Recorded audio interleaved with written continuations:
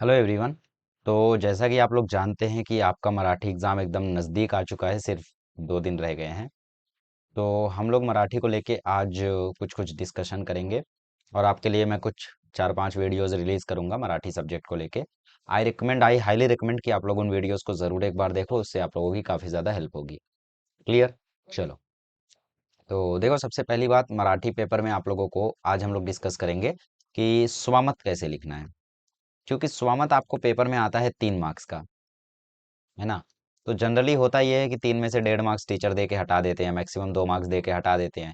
हालांकि जब स्वामत 2 मार्क्स का आता है ना, तो एक बेनिफिट होता है, क्योंकि 2 में से टीचर जनरली 1.5 दे देते हैं बच्चों को, तो कटा कितना, सिर्फ हाफ मार्क्स। लेकिन यहाँ पे 3 में से जब 1.5 मिलता है तो 1.5 मार्क्स कट जाता है, या 3 में से 2 मिलता है तो 1 मार्क्स कट जाता है।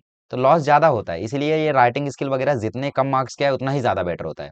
लेकिन फिर ठीक है, मराठी में वो 3 मार्क्स का है तो उसमें हम क्या कर सकते हैं, है ना। लिख सकते हैं बढ़िया से। तो देखो, कभी भी आप लोगों का स्वामत जो है वो दो चीज में आता है। सबसे पहले स्थूल वाचन में आता है, और एक गद्य में आता है, सीन पैसेज में आता है। ठीक है। तो सीन पैसेज में आएगा, अनसीन पैसेज में तो दोनों की दोनों एक्टिविटी ही होंगी, तो उसमें तो स्वामत आएगा नहीं। स्थूल वाचन में एक स्वामत आएगा। ठीक है, दो स्वामत आएंगे और एक टीपल ही आएगा। तो स्थूल वाचन के भी ऊपर हम लोग वीडियोस बनाएंगे, एक सेपरेट वीडियो बनेगा ऑल आईएमपीज। और इस वीडियो के डिस्क्रिप्शन में अगर किसी वीडियो की लिंक है तो उस वीडियो को जरूर आप चेकआउट करें, उससे आपकी काफी ज्यादा हेल्प होगी। तो 3 में से 2 आपको करना रहता है। अब दोनों हो सकता है स्वामत हो सकता है तीनों स्वामत आ जाए। ठीक है, ऐसा चांस रहता है कि 2 स्वामत और एक टीपा, पैटर्न तो यही है, लेकिन हो सकता है कि भाई तीनों स्वामत आ जाए। ऐसा कभी नहीं होगा कि 2 टीपा आ जाए एक स्वामत ना। टीपा एक ही रहेगा, या तो वो भी नहीं रहेगा। फिलहाल स्थूल वाचन के जितने स्वामत है वो आपको रट्टा मार के जाना है। कहाँ से रट्टा मारना है वो भी मैं बताता हूँ। रट्टा मारने के लिए बेस्ट सोर्स है नवनीत, या तो फिर मास्टर की। ये दो ही जगह से रट्टा मारो। मास्टर की से रट्टा मारोगे तो उसमें कंटेंट आपको ज्यादा मिलेगा, क्वांटिटी ज्यादा मिलेगी। क्वालिटी ऑब्वियसली दोनों जगह है। नवनीत से रट्टा मारोगे तो क्वांटिटी थोड़ी कम होगी, क्वालिटी वैसी ही रहेगी। तो आई हाईली रिकमेंड कि मास्टर की से आप स्वामत पढ़ो। हालांकि लैंग्वेजेस के लिए मैं बोलता हूँ नवनीत यूज करो, लेकिन इसके स्वामत और टीपा अगर आप मास्टर की से पढ़ोगे तो बेहतर होगा, क्योंकि इसमें टेक्स्ट बुक के अनुसार लिखा रहता है मास्टर की में। तो टीचर को लगेगा हाँ यार बच्चे ने पढ़ा है अच्छे से। बाकी आप नवनीत से अगर पढ़ते हो तो भी नो प्रॉब्लम, कोई दिक्कत नहीं है। ध्यान से देखते जाओ वीडियो, बहुत सारी चीजें डिस्कस करेंगे। अब जो सीन पैसेज में स्वामत आता है, इसमें तो स्वामत ऐसा आएगा जिसका हो सकता है आपको मीनिंग भी ना पता हो। तो बात करते हैं लेंथ कितनी होनी चाहिए स्वामत की, और कौन कौन सी बातों का हमें ध्यान रखना है, डूज एंड डोंट्स। लेंथ होनी चाहिए 2/3 पेज। मतलब मतलब जैसे आपका बोर्ड का पेपर में शायद 26-26 लाइन्स होती हैं। इसमें से मान लो 3-4 लाइन आपकी वेस्ट हो गई, बची कुछ 20 लाइन। ठीक है। नहीं यार, ज्यादा हो गया। मान लेते हैं 30 लाइन जैसे होती है, इसमें से 5 लाइन वेस्ट हो गई, बची 25 लाइन। तो 25 लाइन में से आपको भरने हैं 18-19 लाइन। ठीक है। अब आप बोलोगे इतना बड़ा स्वामत क्यों। 93, मराठी में मेरे 93 मार्क्स थे और मैं भर भर के लिख कर लाया था स्वामत। क्या मतलब इसलिए 95 नहीं आए, अरे ऐसा नहीं है। देखो, दिक्कत क्या है हमें। हमें दिक्कत ये है कि हमें मराठी आती नहीं है, हमारी मराठी में क्वालिटी नहीं है। तो अगर तुम्हारे पास क्वालिटी भी नहीं है, उसके बाद तुम उसमें क्वांटिटी भी नहीं रखोगे, तुम सोचोगे कि भाई 1/3 पेज लिख के हटा दूं, टीचर जैसा बोलते हैं 8-10 लाइन लिखो बस। तो 8-10 लाइन लिख के मान लो तुमने हटा दिया, टीचर देखेगा ना तुम्हें क्वांटिटी है ना तुम्हें क्वालिटी है, 1 नंबर देगा वो। लिख के ले लो, 1 नंबर मिलेगा तुम्हें स्वामत में। लेकिन जब तुम क्वांटिटी रखोगे ना तो टीचर को थोड़ी सी दया आएगी कि यार चलो क्वालिटी नहीं है सही, मतलब बढ़िया से मराठी नहीं लिखा है, फ्रेम नहीं कर पाए सही से, बट 18 लाइन लिखा है बच्चे ने, 2 नंबर दे देना चाहिए, 1.5 नंबर दे देना चाहिए बच्चे को। पड़ता है इम्पैक्ट। लोग तुम्हें बोलेंगे कि भाई कम लिखना कम लिखना, हाँ कम लिखो। जिनकी मराठी बहुत अच्छी है, जिनकी मराठी में क्वालिटी है, उनको मैं रिकमेंड करूंगा कि तुम हाफ पेज लिखो, कोई दिक्कत, लेकिन हाफ पेज लिखो। ये भी नहीं कि तुम 1/3 पेज लिख के आ रहे हो ना, हाफ पेज लिखो। ठीक है। बाकी जनरली 15-16 लाइन्स आपको स्वामत में लिखनी है।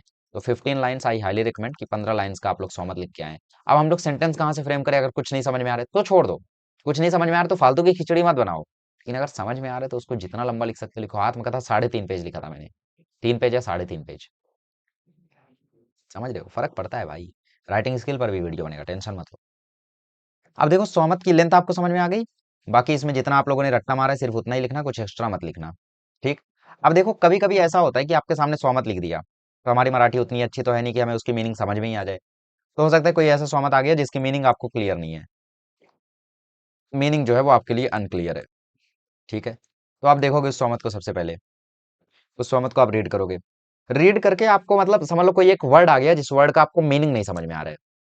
ठीक है। जैसे आपको कोई क्वेश्चन मिल गया कि कधी तुम्हाला जीवनात पारितोषिक मिळाले आहे का। ठीक है। और अगर मिला है तो उसके बारे में थोड़ा सा विवरण करो, फिर उसके बारे में थोड़ा सा एक्सप्लेनेशन दो। ठीक है, तो ऐसा कोई क्वेश्चन आ गया आपको बाई चांस, तो आप लोग इसमें क्या कर सकते हो, देखो सबसे पहली बात तो कि मान लो आपको पारितोषिक का मतलब नहीं समझ में आ रहा है, बट यहाँ पे आपको आगे पीछे क्या लिखा हुआ है उसको समझने की कोशिश करो। जैसे इसमें लिखा हुआ है कि मिला है क्या, इसका मतलब आपको समझ में आ रहा है, इसका मतलब बात ऐसी चीज की हो रही है जो लाइफ में हमें मिलती है। अब लाइफ में देखो, एग्जाम में आपको क्या पूछ सकता है लाइफ में मिलने का, कोई इनाम, यही हो सकता है, और तो कुछ गेस करोगे नहीं। तो थोड़ा गेसिंग वर्क करो, और उसके बाद इसमें ऐसे सेंटेंस फ्रेम करो कि जो दोनों जगह सूट कर जाए। जैसे एग्जाम में मुझे एक कोई वर्ड था, खंत। खंत का मतलब होता है रिग्रेट। तो उस वर्ड का मुझे मीनिंग नहीं पता था, तो मुझे लगा खंत का मतलब शायद दुख से रिलेटेड कुछ होगा, क्योंकि वो कहानी में लास्ट में आया था कि जीवनाथ खंत काया है, ऐसा करके कुछ आया था, तो मतलब जीवन में क्या खंत रह गया तुम्हें, ऐसा कुछ लिखा हुआ था। मुझे लगा यार इसका मीनिंग दुख या फिर रिग्रेट जैसा लग रहा है, तो मैंने उसमें ऐसे सेंटेंस फ्रेम किए कि अब मुझे जीवन में एक ही खंत रह गया है कि यार ऐसा क्यों नहीं हुआ। इसमें अगर तुम खंत का मीनिंग दुख पकड़ते हो कि मुझे जीवन में यही दुख रह गया कि ये क्यों नहीं हुआ, या तुम रिग्रेट पकड़ो, मुझे जीवन में यही रिग्रेट है कि ये क्यों नहीं हुआ, दोनों जगह पे ये सेंटेंस शूट कर रहा है, ये वर्ड दोनों जगह पे शूट कर रहा है। चाहे तुम उस वर्ड का मीनिंग दुख रखो चाहे रिग्रेट रखो, दोनों जगह शूट कर रहा है। तो बाई चांस तुम्हें किसी वर्ड का मीनिंग ना पता हो, फिर भी तुम लोग कुछ कुछ तो समझ पाओगे कि हाँ यार इसका मीनिंग ऐसा है या ऐसा है, रिलेटेड। उससे रिलेटेड सेंटेंस फ्रेम करो जो दोनों जगह शूट करे, तो आपका काम हो जाएगा, कभी मीनिंग अनक्लियर रहे तो। ये फायदा हो गया है, ठीक है। अब सोमत लिखना कैसे है, सोमत लिखते समय आपको शुरू में, स्टार्टिंग में, जैसे दो तीन लाइंस में आपको स्टोरी बिल्डअप करनी है। जैसे मूवी होती है ना, मूवी में कैसा पहले हीरो इंट्रोड्यूस होता है, पहले मूवी में हीरो इंट्रोड्यूस होता है, फिर पूरी कहानी चलती है, फिर एंड में तगड़ा क्लाइमैक्स आता है। तो वैसे जब आप सोमत लिखते हो तो दो तीन लाइन में पहले एक स्टार्टअप दो। स्टार्टअप दो मतलब थोड़ा सा घुमाओ चीजों को, थोड़ा इधर उधर की बातें करो। ठीक है, कविताएं मत जोड़ने लगना सोमत में। उसके बाद अगली 10 लाइन्स में या फिर अगली 8-10 लाइन्स में आप लोगों को जो पूछा है वो एक्सप्लेन करो, 8-10 लाइन्स में। ठीक है, और आखिरी 2-3 लाइन में मोरल लिखो, मतलब जो पूछा था उसका क्या निष्कर्ष निकाला तुमने, पूरा सोमत लिख के वो एक्सप्लेन करो। इस तरीके से आपको 16 या 15-16 लाइन का सोमत लिखना है। क्लियर। कभी अगर मीनिंग अनक्लियर रहे तो क्या करना है वो भी मैंने समझा दिया, चाहिए तो अपनी बुक में नोट डाउन कर लो। और स्वामत कैसे लिखते हैं वो भी मैंने समझा दिया। अब देखो ध्यान से मेरी बात सुनो। स्वामत में कभी कभी ऐसा होगा कि आपको किसी वर्ड की मीनिंग नहीं आएगी, आपको मतलब सेंटेंस पता रहेगा। जैसे मुझे लिखना है कि अगर ऐसा हुआ होता तो मैं वैसा कर लेता, तो अब तुम्हें अगर को मराठी में क्या बोलते हैं वो तुम्हें नहीं पता। ये बहुत सारे लोग सोचने भी लगे कि क्या बोलते हैं अगर को, जर बोलते हैं। ठीक है, जर मला हे झाले नाही तर काय होणार, मतलब ठीक है, ठीक है, सॉरी सॉरी, मेरी मराठी अब उतनी अच्छी नहीं है। ठीक है, मतलब अगर ऐसा नहीं हुआ तो क्या होगा, मतलब जर असे झाले नाही तर काय होणार, मतलब जो भी है। ठीक है, तो मान लो आपकी मराठी उतनी मजबूत नहीं है और आपको यहाँ पे हिंदी का वर्ड जो है वो मराठी में फ्रेम करने नहीं आ रहा है, आप उस सेंटेंस को ड्रॉप कर दो, मत लिखो। गलत लिखने से बेटर है ना लिखो, कुछ और सेंटेंस सोचो।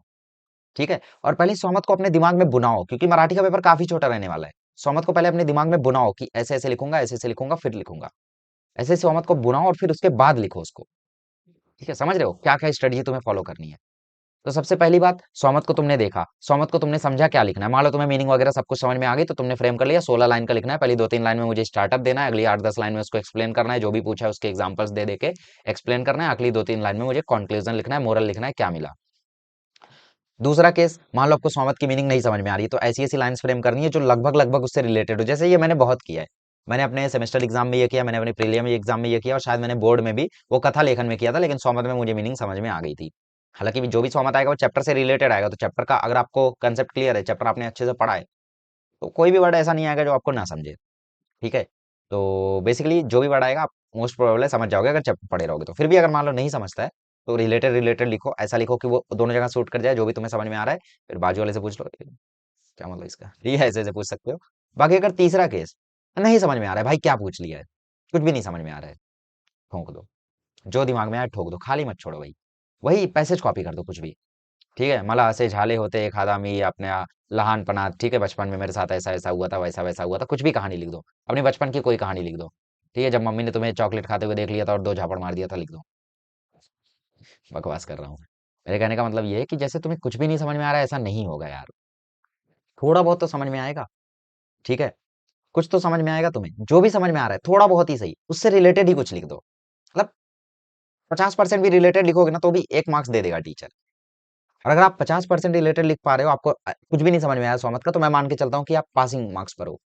और पासिंग मार्क्स पर जो रहता है ना, मतलब जिसके 80 में से 30 35 आते रहते हैं, उसका चेकिंग बहुत ही ज़्यादा ईज़ी होता है, मतलब 30-35 से उसको ठोक-ठाक के 40-45 तक टीचर पहुँचा देता है।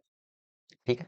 तो ये हुई स्वामत की पूरी स्ट्रेटजी। स्थूल वाचन के स्वामत रट्टा मारने हैं, सीन पैसेज का स्वामत आपको कैसे लिखना है उसके बारे में मैंने पूरे टिप्स दे दिए, लेंथ कितनी रखनी है, क्वालिटी कैसी रखनी है वो भी मैंने बता दिया।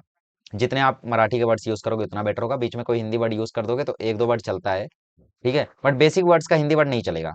मतलब जैसे मान लो कोई भारी वर्ड है, आ, जैसे मान लो एनसाइक्लोपीडिया, उसको मराठी में क्या बोलते हो आपको नहीं पता है, तो एनसाइक्लोपीडिया लिख दोगे चल जाएगा, ठीक है? और भी कोई भारी वर्ड है जिसका आपको मराठी नहीं पता, हिंदी लिख दोगे चल जाएगा। लेकिन मान लो जैसे बेसिक बेसिक वर्ड है कि दिखने को क्या बोलते हैं, दिखने को क्या बोलते हैं, तो मान लो तुमने दिखले लिख दिया, उसको गलत है ऑब्वियसली, तो वहां पे नंबर कटेगा। लेकिन कोई भारी वर्ड है जिसका तुमने हिंदी या इंग्लिश लिख दिया, तो उतना इग्नोर करते हैं टीचर, क्योंकि उन्हें पता है वो भी तुम्हारी प्राइमरी लैंग्वेज नहीं है। ठीक है? So this is it. बाकी जो लोग मतलब मराठी अच्छे से जानते हैं, जिनकी मदर टंग मराठी हो, तो बढ़िया लिखेंगे, उनके लिए कोई टेंशन नहीं है। उन लोग आधा पेज भी लिखेंगे तो क्वालिटी काफी रहेगी, काम हो जाएगा तुम्हारा। ठीक है? वैसे एक बंदा हमारे पास है जिसकी मदर टंग मराठी थी, बट उसको मराठी रीड करना नहीं आता था, मराठी लिखना नहीं आता था, बस बोलना आता था। तो ऐसे वैसे एग्जांपल्स भी होते हैं, तो वो ये फॉलो कर सकते हैं। अब भी कोई डाउट रहेगा तो आप कमेंट कर दो, अगर आपका डाउट बढ़िया रहेगा मैं पिन करके रिप्लाई कर दूंगा, ताकि और लोगों की हेल्प हो जाए। और बाकी लोग डिस्क्रिप्शन में एक बार चेक कर लेना, कोई लिंक हो तो उसे जरूर फॉलो कर लेना। ठीक है? उस वीडियो को देख लेना, हेल्पफुल रहेगा। चलिए, all the best for your exam. Thank you so much.